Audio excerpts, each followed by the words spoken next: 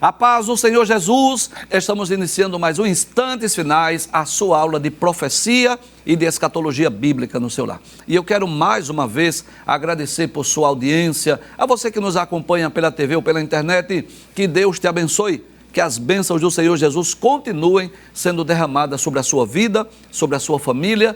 Seja muito bem-vindo aos Instantes Finais. E eu quero agradecer a você que tem enviado a sua mensagem para nós, a você que diariamente tem enviado a sua mensagem, sua pergunta, sua crítica, sugestão, opinião. Fique à vontade, saiba que a sua opinião é muito importante para nós. Agora, por favor, se identifique, diga seu nome, sua igreja, sua cidade. Nós teremos o maior prazer de não apenas ler a sua mensagem, responder a sua pergunta, mas enviar uma saudação para você, para a sua igreja e para a sua família. Como é do seu conhecimento, nós estamos estudando sobre a atualidade da mensagem dos profetas maiores. Olha, que tema maravilhoso, né? Nós estamos, na verdade, relendo o livro de Daniel. Já tivemos a oportunidade de estudar esse livro, versículo por versículo. Estamos recapitulando algumas histórias belíssimas do livro de Daniel. E a verdade é essa: quanto mais nós lemos, nos debruçamos na Bíblia Sagrada, estudamos esse livro, o Espírito Santo nos traz a lembrança, nos traz à memória lições que nós já aprendemos e vai nos ensinando novas lições.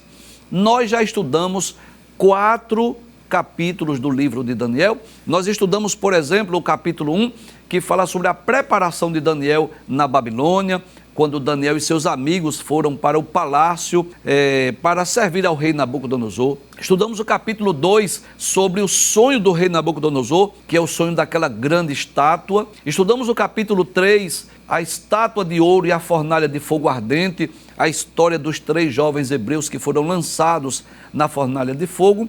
E no programa anterior nós estudamos sobre o segundo sonho do rei Nabucodonosor, que foi o sonho daquela grande árvore que foi cortada. Hoje e amanhã nós estudaremos o seguinte tema: o fim do reinado de Belsazar e a queda de Babilônia, que está baseada no capítulo de número 5. Vamos ler a introdução da nossa aula. Nós dizemos assim: o capítulo 5 de Daniel descreve a ocasião em que Belsazar, rei da Babilônia, estava realizando uma grande festa para 1000 convidados. Durante a festa, Belsazar ordenou que os utensílios sagrados do templo de Jerusalém fossem trazidos para que ele e seus convidados bebessem neles e louvassem aos seus deuses. Enquanto eles estavam bebendo e louvando os seus deuses, uma mão misteriosa apareceu escrevendo uma sentença na parede.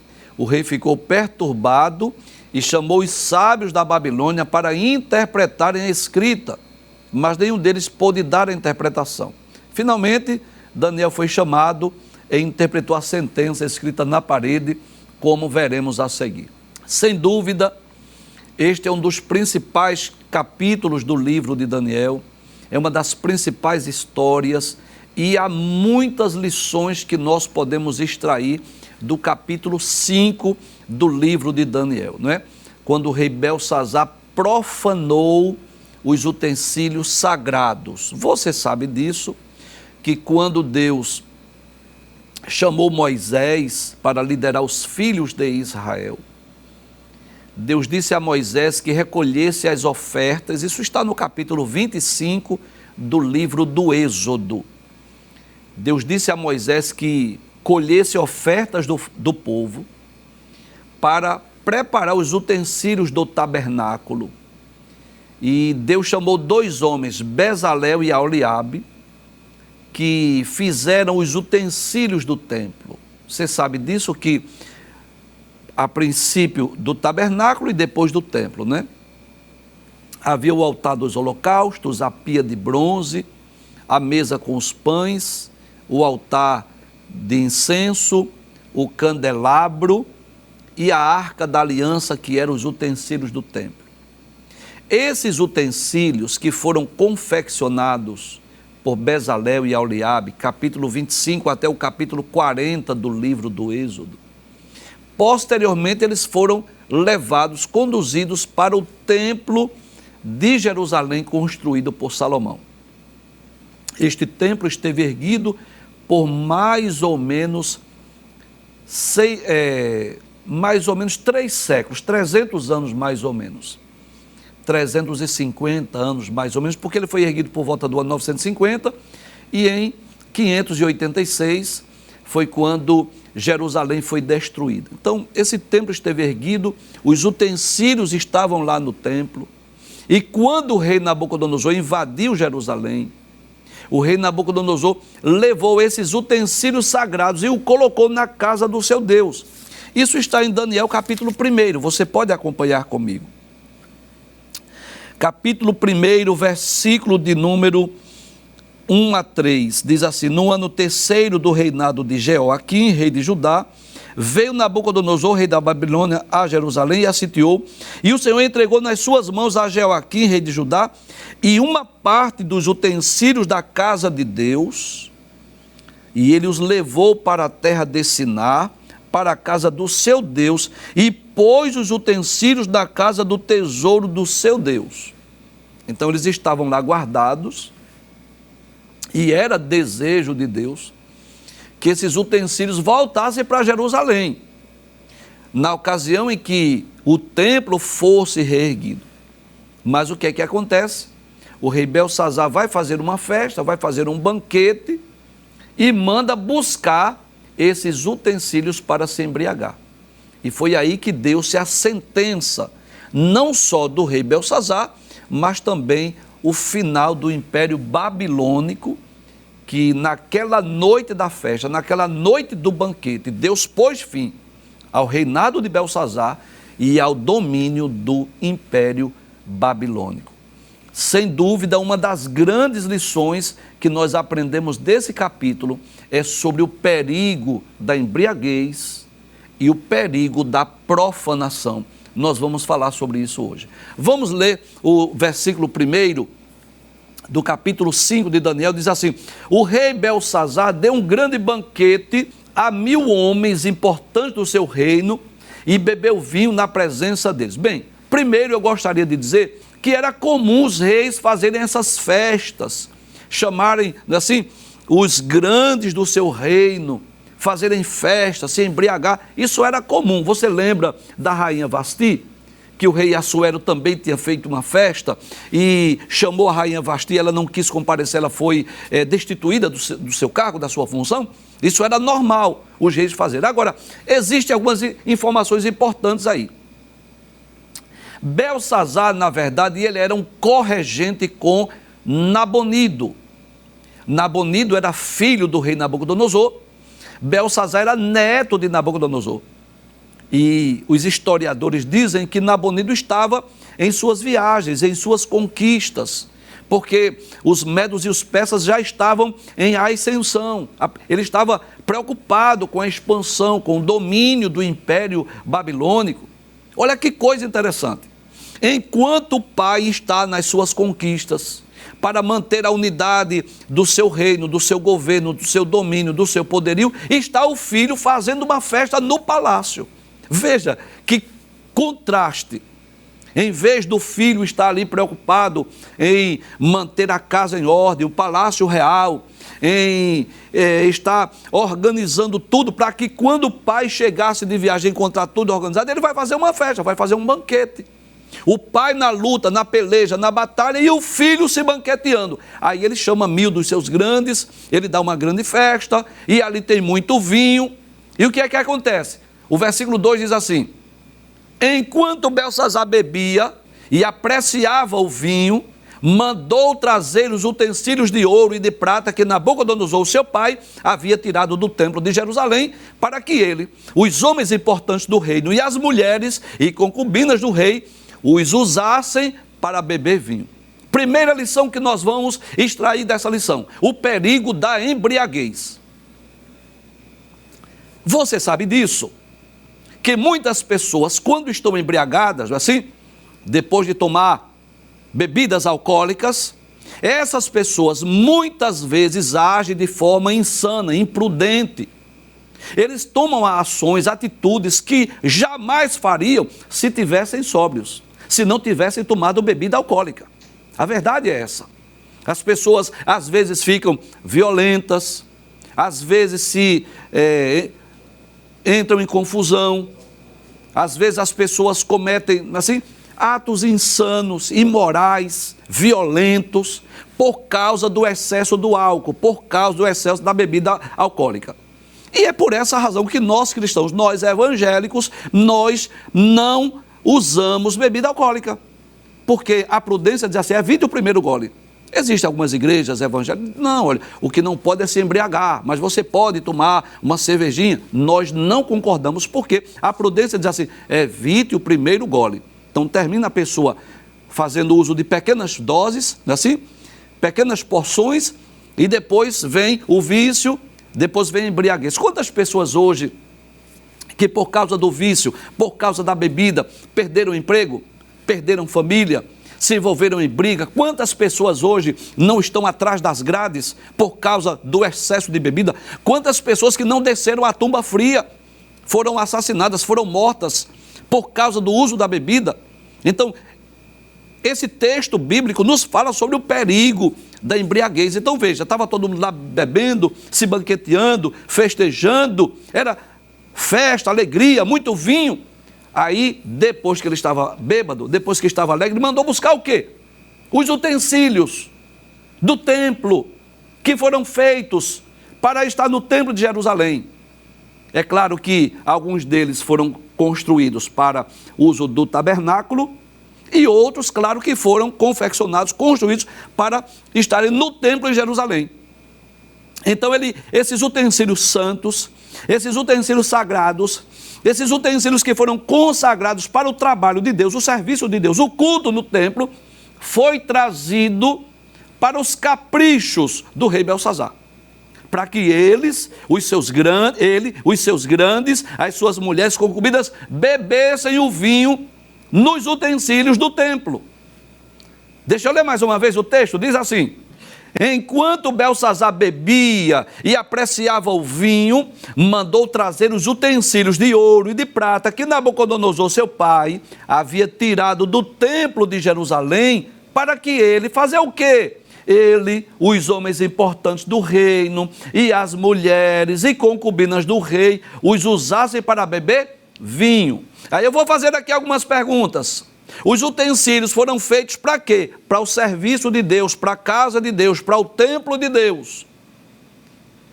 Belsazar tinha outras opções? Claro que tinha. Ele estava no palácio e com certeza havia ali muitas peças que ele poderia usar, muitas taças que ele poderia usar para tomar o seu vinho, mas ele quis o quê? Buscar os utensílios da casa de Deus. Sabe o que foi que ele fez? Ele profanou. Aquilo que é santo, aquilo que é sagrado foi usado para quê? Para festa, para embriaguez. E isso trouxe suas consequências.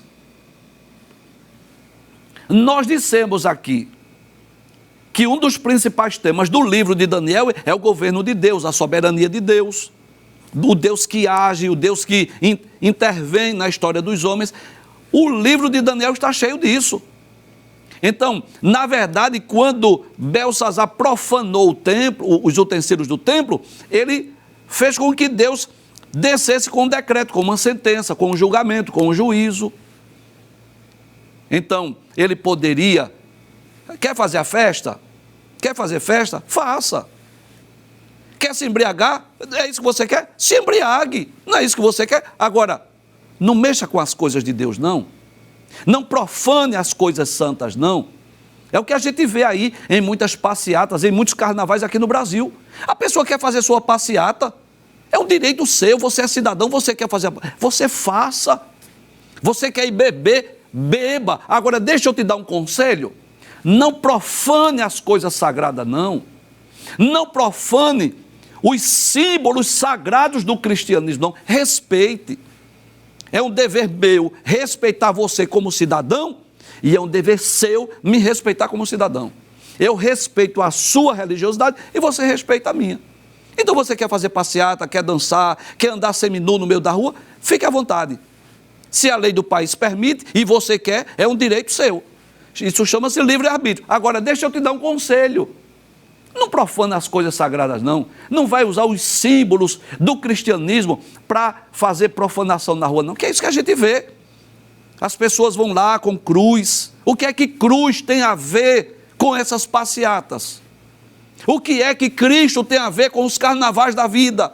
Não há necessidade de um ator se passar por Jesus para ir para um carnaval, para um desfile de escola de samba, para uma passeata gay. Não há necessidade.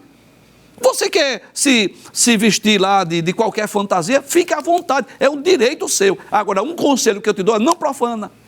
Não usa os símbolos sagrados do cristianismo para ir profanar.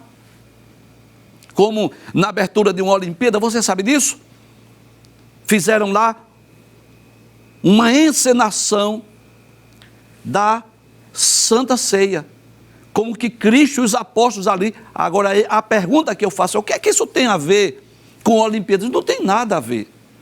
Então os homens brincam, profanam com as coisas sagradas. Vez por outra você vê isso aí, pessoas rasgando a Bíblia, queimando a Bíblia, fazendo necessidade fisiológica na Bíblia, e ele vê isso com muita naturalidade. Agora, não esqueça que tem um Deus no céu. E aí, enquanto eles estavam se embriagando, né? Vai buscar aquelas taças, vai buscar aqueles utensílios que foram trazidos por Nabucodonosor lá de Jerusalém. Aí trouxeram, né? Manda quem pode e obedece quem é obediente, né? Então trouxeram os utensílios de ouro que haviam sido tirados do templo da casa de Deus em Jerusalém. E fizeram o quê, professor? Beberam neles o rei, os homens importantes do reino e as mulheres e concubinas. Mas não só isso, olha que coisa interessante. Se não bastassem beber vinho nos utensílios sagrados, eles foram mais longe ainda. Veja o que diz o versículo 4. Diz assim: beberam vinho e deram louvores a quem? Veja, aos deuses de ouro, de prata, de bronze, de ferro, de madeira e de pedra.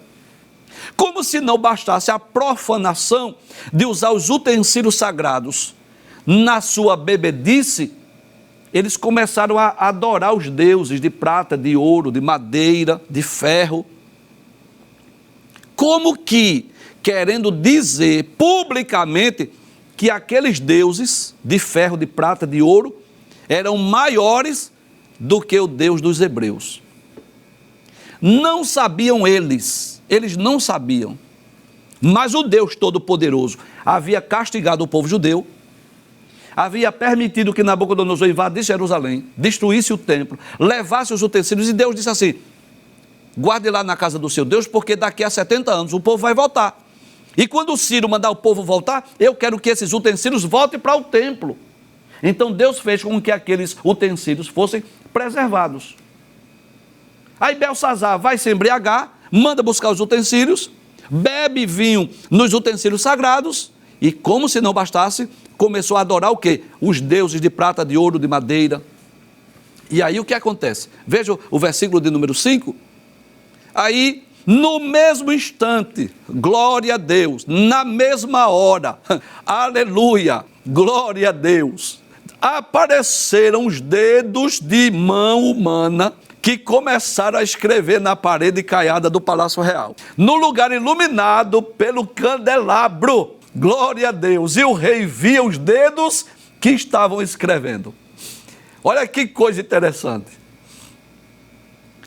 Aparecem os dedos escrevendo uma sentença na parede. Agora, o que eu acho interessante é que a sentença, o decreto, foi escrito no lugar que estava iluminado pelo candelabro. Deixa eu ler mais uma vez, para você entender o mistério. A mão que escreveu num lugar específico. No mesmo instante, apareceram os dedos de mão humana que começaram a escrever na parede caiada do Palácio Real, onde? No lugar iluminado pelo candelabro. O candelabro é aquele candeeiro de 7 hastes, você sabe, né? E o rei viu os dedos que estavam escrevendo. Glória a Deus. Na mesma hora, a alegria tornou-se tristeza, perturbação, medo.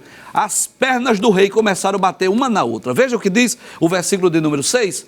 Diz assim: então o semblante do rei empalideceu, ficou pálido. Os seus pensamentos o deixaram perturbado. As suas pernas bambearam e os seus joelhos batiam um no outro. Olha que coisa interessante.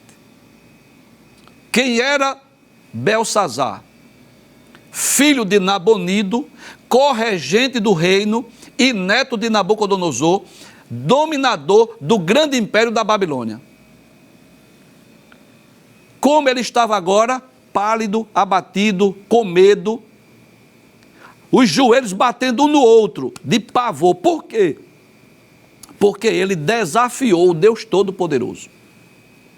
Ele foi profanar os utensílios sagrados e foi dar glória aos seus deuses na festa que ele fez para os seus 1000.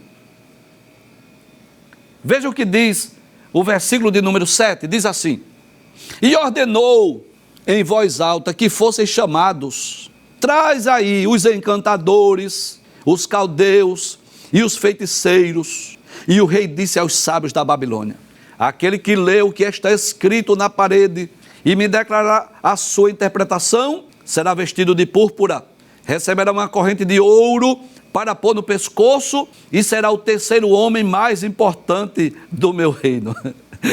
Olha, ele ficou desejando tanto que alguém decifrasse o que é isso, o que é que essas palavras significam, que ofereceu o terceiro lugar no reino. Por quê? O primeiro era de Nabonido, seu pai. O segundo era dele, que era corregente. Então essa pessoa seria o terceiro. Iria ocupar a posição mais privilegiada, digamos assim, depois dos 2 reis. Mas, eu já disse aqui, que Deus tem a pessoa certa para usar na hora certa. Perceba que no capítulo 2, o rei teve um sonho de uma grande estátua, o rei Nabucodonosor. Quem foi que revelou e interpretou? Daniel. Capítulo 4, o rei Nabucodonosor teve um sonho de uma grande árvore. Quem foi que deu a interpretação? Foi Daniel.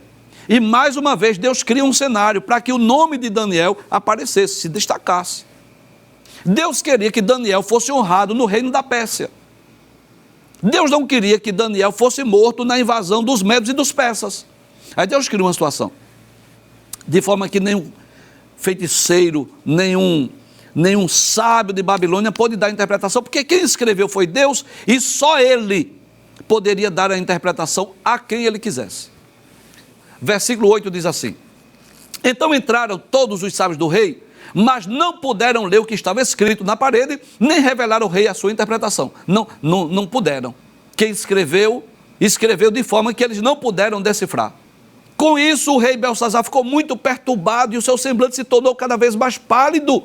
Quanto mais o tempo passa, mais ele está com medo, ele está pálido, ele está amedrontado. Os homens importantes do reino estavam perplexos. Então, aquela noite de festa, de alegria, de vinho, de bebedeira, bebedice, tornou-se o que? Em medo, pavor, espanto, agonia, desespero. Por quê? Porque Deus estava descendo com um decreto. O versículo 10 diz assim: a rainha mãe, que tinha ouvido os gritos do rei e dos homens importantes do reino, entrou na sala do banquete. Quem é essa rainha mãe?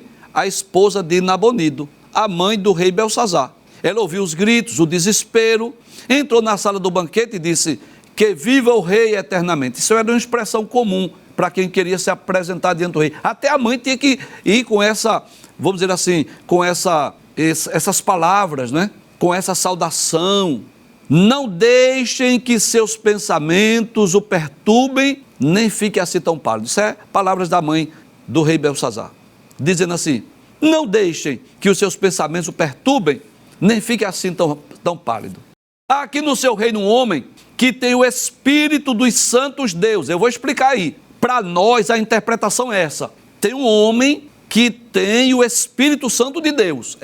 É isso que nós interpretamos. Agora, como ela não era crente, ela não servia a Deus, ela não conhecia as coisas divinas, aí era comum dizer que Daniel tinha o Espírito dos santos deuses. Mas, na verdade, para nós interpretamos assim: quem é que estava agindo, atuando na vida de Daniel? O Espírito Santo. Aí ela traz à tona algo que ocorreu durante o reinado de Nabucodonosor. Ela diz: nos dias de seu pai, se achou nele luz, inteligência e sabedoria, como a sabedoria dos deuses. O seu pai, o rei Nabucodonosor, que a gente sabe aí que é o avô, o termo pai aí significa um ancestral, o ascendente, não é? Porque Nabonido, na verdade, era filho de Nabucodonosor e Belsazar era neto de Nabucodonosor. O seu pai, o rei Nabucodonosor, sim, o seu pai, ó rei, o constituiu chefe dos magos, dos encantadores, dos caldeus e dos feiticeiros. Olha outro detalhe aí que eu quero chamar a atenção. É como se Belsazar não conhecesse Daniel. Daniel ocupou posição importante durante o reinado de Nabucodonosor. E é como se Belsazar não tivesse consciência disso, não soubesse disso. É como se o rei Belsazar não tivesse interesse com as coisas de Deus. Ele não sabia quem era Daniel, até porque se ele conhecesse, se ele tivesse experiência, ele teria chamado logo Daniel. Ele não teria nem chamado os magos, deveria ter logo chamado Daniel, mas não sabia. Mas Deus tem a pessoa certa, né? Quem foi que Deus usou para trazer essa informação para o rei Belsazar? Para que ele pudesse mandar chamar a Daniel? Foi a sua mãe. Aí ela trouxe a informação que nos dias do rei Nabucodonosor, Daniel ocupou um cargo importante, ficou ali como chefe dos magos, né? Na verdade, o líder de todos os sábios. Ela continua dizendo assim no versículo 12: porque nesse Daniel, a quem o rei tinha dado o nome de Beltesazar, se acharam espírito excelente, conhecimento, inteligência, interpretação dos sonhos. Olha quantas qualidades de Daniel. O que mais? Declaração de enigmas e solução de casos difíceis. Eu abro até um parêntese aqui para dizer isso. Que privilégio para o rei Nabucodonosor, para Belsazar, não é assim? Para Nabonido, ter no reino um homem com as qualidades de Daniel. E eu tenho certeza disso, eu tenho certeza, que embora nem todos os conselhos, nem todas as palavras de Daniel estão escritas neste livro, mas eu sei disso, que assim como não foram registrados todos os milagres que Jesus operou, tenho certeza disso, assim, muitos dos conselhos, das palavras sábias de Daniel não foram registradas nesse livro. Eu vou ler o texto mais uma vez. O que é que me faz chegar a essa conclusão? Olha, nesse Daniel, a quem o rei tinha dado o nome de Beltesazar, se acharam o espírito excelente, conhecimento e inteligência, interpretação de sonhos, que mais? Declaração de enigmas e solução de casos difíceis. Ou seja, muitas vezes o rei estava com causas difíceis e mandou chamar quem? Mandou chamar Daniel. Aí ela diz assim, portanto chame Daniel e ele dará a interpretação. E sabe o que eu acho bonito? É que ela não diz assim, talvez. Ela não diz assim, quem sabe. Ela não diz, pode ser. Ela diz, não, mande chamar, ele vai dar a interpretação. E eu abro um parêntese aqui, para explicar da importância de ter um homem de Deus perto da gente, perto de nós, não é assim? É uma bênção quando, às vezes, o empresário, eu vou dar um exemplo aqui, ele nem é crente, mas ele tem ali na empresa um crente, um Daniel, eu vou chamar de Daniel. Daniel aí representa aquela pessoa sábia, aquela pessoa prudente, aquele homem de Deus, não é assim? Aí, às vezes, a empresa passando por uma situação difícil, às vezes ele precisa resolver algum problema, aí ele vai, chama lá o Daniel. Você está entendendo o que eu estou dizendo, né? Aí Daniel vai lá orar por ele, orar pela empresa, orar pela família. Então é uma bênção quando a gente tem um homem de Deus como Daniel, que a gente possa recorrer, pedir ajuda, pedir conselho. E a rainha disse assim, tem aqui no reino. Como que diz assim? Não precisa nem buscar fora. Tem aqui no reino alguém que o teu pai, o rei Nabucodonosor, quando tinha sonho, quando precisava de um conselho, de uma orientação, ele estava aqui para ajudar. Manda chamar. Aí diz assim, ele vai dar a interpretação. Versículo de número 13 diz assim, então Daniel foi levado à presença do rei. E eu vou até acrescentar uma frase aí, por uma direção de Deus, por uma provisão de Deus. Deus fez com que Daniel fosse mais uma vez levado à presença do rei. E falou o rei com Daniel e lhe perguntou, você é aquele Daniel dos exilados de Judá, que o rei meu pai trouxe de Judá? Olha, ele não conhecia Daniel. Que tragédia, que perigo para aquele homem ter dentro do palácio, do reino, do governo, do império babilônico, ele ter um homem da estatura de Daniel e ele não conhecer. Ele não conhecia. Ele conhecia os seus grandes, os seus amigos, da bebedice, da cachaça, não é assim? Do vinho, da festa, mas não conhecia o homem de Deus. Glória a Deus. Versículo 14 diz assim: tenho ouvido dizer a seu respeito, glória a Deus, que o Espírito do Deus está em você, não é? Vou traduzir, tá certo? Vou interpretar. Que o Espírito Santo está em você e que em você se acham luz, inteligência e excelente sabedoria. Vou concluir o programa hoje lendo o versículo 15, que diz assim: acabaram de ser traduzidos à minha presença os sábios e os encantadores para lerem o que está escrito na parede e me darem a sua interpretação. Mas eles não puderam dar a interpretação dessas palavras. Glória a Deus. Eu quero concluir o programa dizendo: eles não puderam dar a interpretação. Eles não puderam resolver. E eu vou chamar isso de a especialidade de Deus. Causas difíceis, causas impossíveis. Quando ninguém pode, Ele pode. Quando ninguém tem, Ele tem. Quando ninguém faz, Ele faz. Quando ninguém sabe, Ele sabe. Deus tem uma saída. Deus tem uma solução.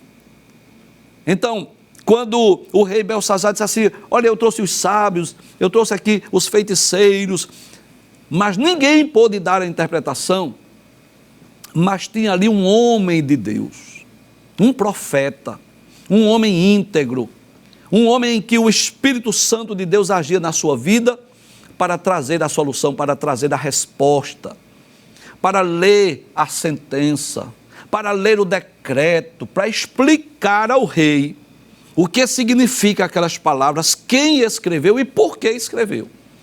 Então Daniel é chamado, digamos assim, naquele momento do pavor, do medo, não é assim? À medida que o tempo ia passando, que os sábios chegavam e diziam assim: eu não sei, tu sabes, eu quero crer assim, né? Naquela ocasião que ele chamou os sábios, os magos, chamou os feiticeiros, ficavam um olhando para o outro: e aí, tu sabe? Eu não sei, rapaz, não estou entendendo. E aí, você sabe? Não sei. Ninguém pode, ninguém sabe, mas Deus tem uma saída, Deus tem uma solução. Diante das causas insolúveis, quando ninguém pode resolver, ninguém tem a saída, eu quero dizer assim: Deus tem a saída. Eu quero me dirigir a você, pai de família, ou você que é empresário, ou você que tem uma loja, você que tem uma empresa, que talvez esteja enfrentando aí um momento de crise, que talvez esteja precisando de uma direção, de uma orientação. Será que não tem um Daniel, não? Na sua empresa, que você possa chamá-lo, pedir que ele ore, que lhe dê um conselho, que lhe dê uma orientação, não é assim? Então Deus é especialista em resolver problemas, causas difíceis, causas insolúveis. Glória a Deus. Deus tem os seus Daniels, né? Que são chamados em momentos assim, para resolver causas. Quem não se lembra de José do Egito? Estava no cárcere, estava preso, acusado injustamente, mas foi chamado para quê? Para interpretar um sonho, e não só isso, aconselhar o faraó, e não só isso, tornar-se o governador, o primeiro-ministro do Egito. Isso aconteceu com Daniel. Chegou alguém lá e disse: Daniel, glória a Deus, olha, ocorreu um problema ali no palácio, escreveram uma sentença na parede, o rei está perturbado e mandou te chamar. Glória a Deus. E Daniel chega com a resposta, Daniel chega com a solução. Deus continua dando decreto, dando sentença, e Deus continua usando os seus servos aqui na terra.